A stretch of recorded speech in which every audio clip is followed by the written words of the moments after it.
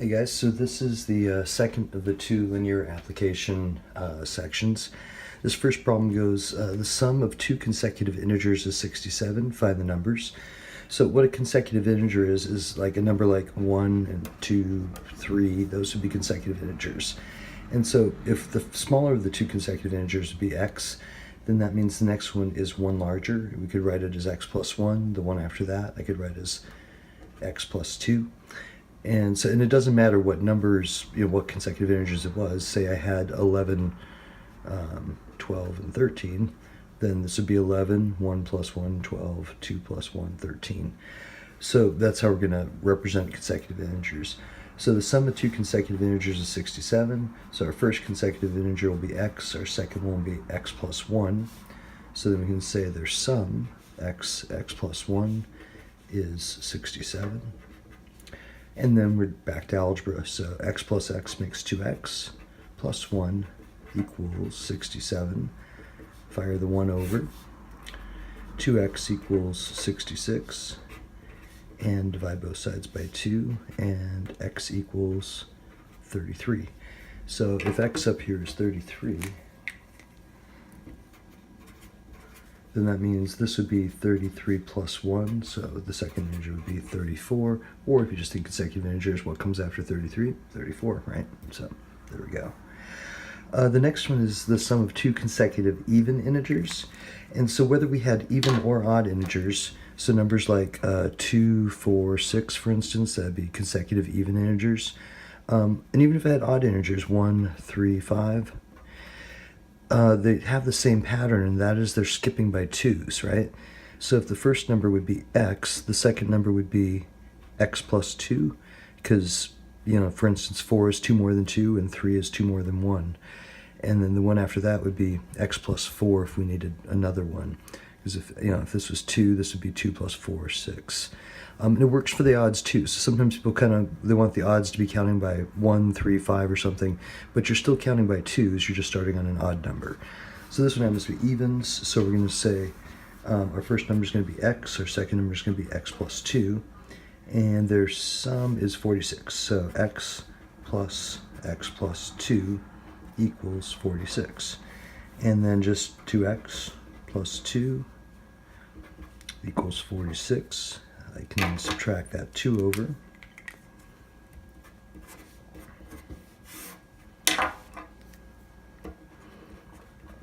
(44), and then divide both sides by 2.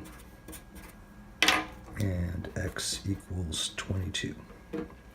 So if x is 22, that's up here, then 22 plus 2 makes 24, or what's just the next consecutive even integer after 22 would be 24.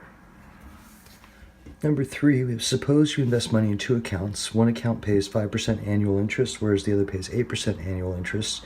If you have $2,000 more invested at 5% than you do at 8%, how much do you have invested in each account if the total amount of interest you earn is $750 per year?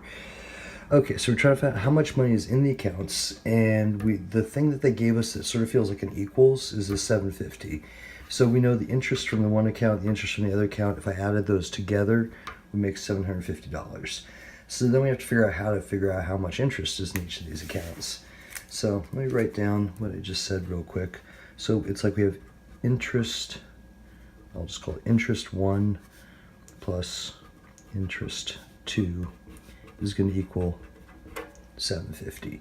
So payment from the first account, payment from the second account, $750.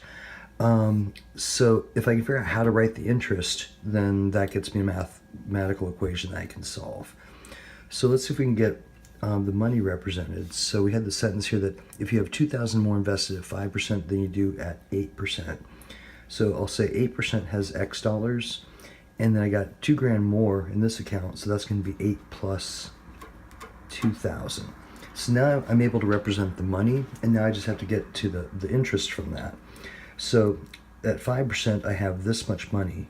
So if I say 5% of this dollar amount, whatever it is, represents the interest in the first account, or the 5% account, and then 8%, and carefully 0.08, make sure you get the decimal move 2 places, X, because that's the money in the second account. So 8% of this, that'd be that interest payment, and that makes $750. So once I get it set up, it's not that bad. You know, then it's just solving the equation, but it's the setup that's the tough part for sure. To solve, I'll go ahead and distribute this through. So this is going to be 0.05x. 5% of 2,000 is 100 plus 0.08x equals 750. And then I got some like terms here. So if I think of 5 cents plus 8 cents, that'd be 13 cents. Oops, 13 plus 100 makes 750. And we're back to the solving. So we go minus 100, minus 100. And so 0.13x equals 650. And then just divide over the 0.13. And let's see, what's x? X comes out to 5 grand. And so that was the money at 8%. And so then since there's 2,000 more here, that'd be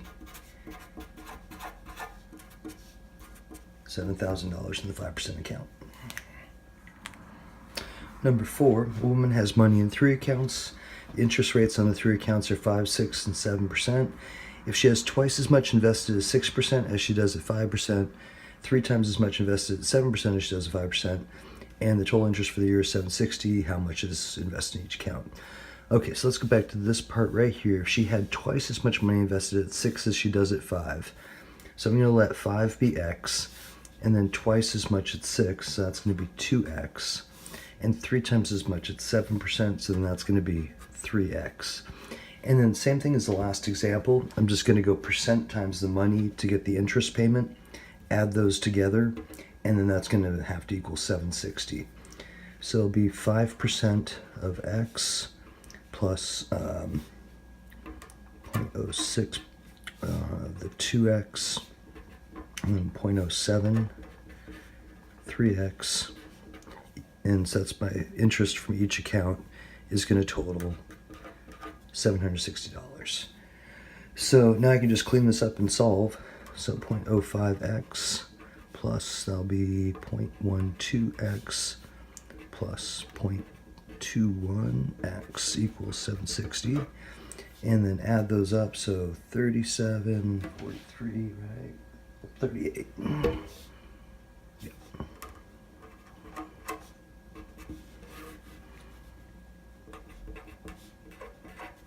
And then just divide that over.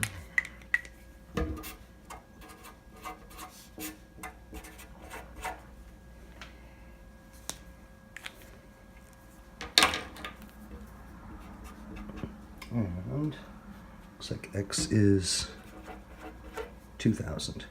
And so then once I have that, if this is 2,000, 2 times 2,000, so this one would be 4,000, 3 times 2,000, so then this account would be 6,000. Number 5, in a right triangle, one of the acute angles is 5 times as large as the other acute angle. Find the measure of the 2 acute angles. Recall the sum of the angles is 180. So the other thing is in a right triangle, so what that means is that one of the angles is 90 degrees. So it's like this sort of situation. And so we have one 90-degree angle, and then one of these, actually let me draw this decent down here. So this is 90. And then one of the acute angles is 5 times as large as the other acute angle. So if this was x, the other one is 5 times as large, and that would be 5x. And so then we're supposed to find the measure of these 2 angles. So I'll go ahead and set it up like we would sort of generally. So we'd have, I'll go ahead and say x plus 5x. So this angle plus this angle plus this angle plus 90 equals 180. I could have also just said these 2 equal 90, but I'm just kind of showing all 3 angles here. So that was our x, our 5x, and our 90. So this makes 6x plus 90 is 180. And I can scoot the 90 over.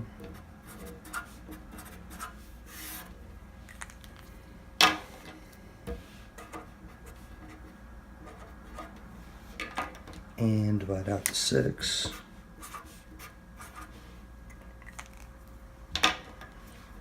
And we get x equals 15, or 15 degrees. And so then we can back solve that right up here. So we have this one is 15. We know this one was 90 because it's right triangle. And then we go right there and put the 15, and then 5 times 15 would equal 75 degrees for the second one. For number 6, we have 2 angles in a triangle are equal, and their sum is equal to the third angle in the triangle. What are the measures of the 3 interior angles? So we have 2 of them are equal. So if I draw some triangle,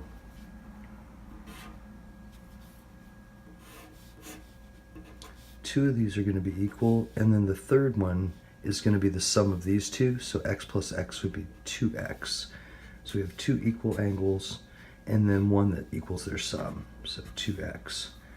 So once we kind of decipher that, then we can just say x plus 2x equals 180. And 1, 2, 3, 4 x's equal 180. And then just divide the 4.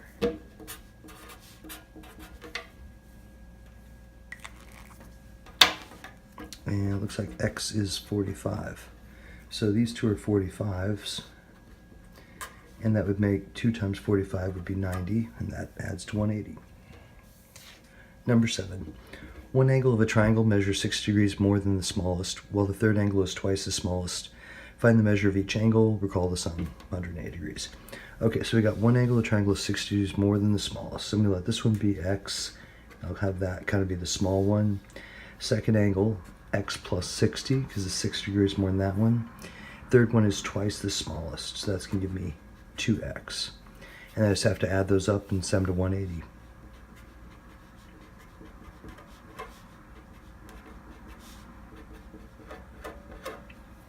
So 1, 2, 3, 4, x plus 60 makes 180. And then just scoot the 60 over and divide the 4.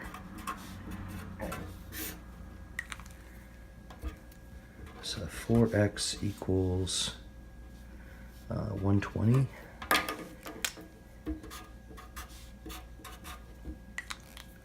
And x equals 30.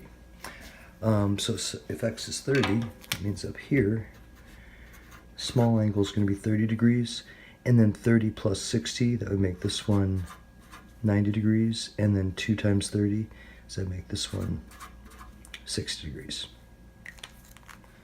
Okay, and for number 8, we have the angles of a triangle are 3 consecutive integers. Find the measure of each angle. So that's going to make this first one be x, the second one would be x plus 1, and the third one would be x plus 2 for consecutive integers. And their sum is going to be x plus 1 plus x plus 2, and that will make 180 degrees.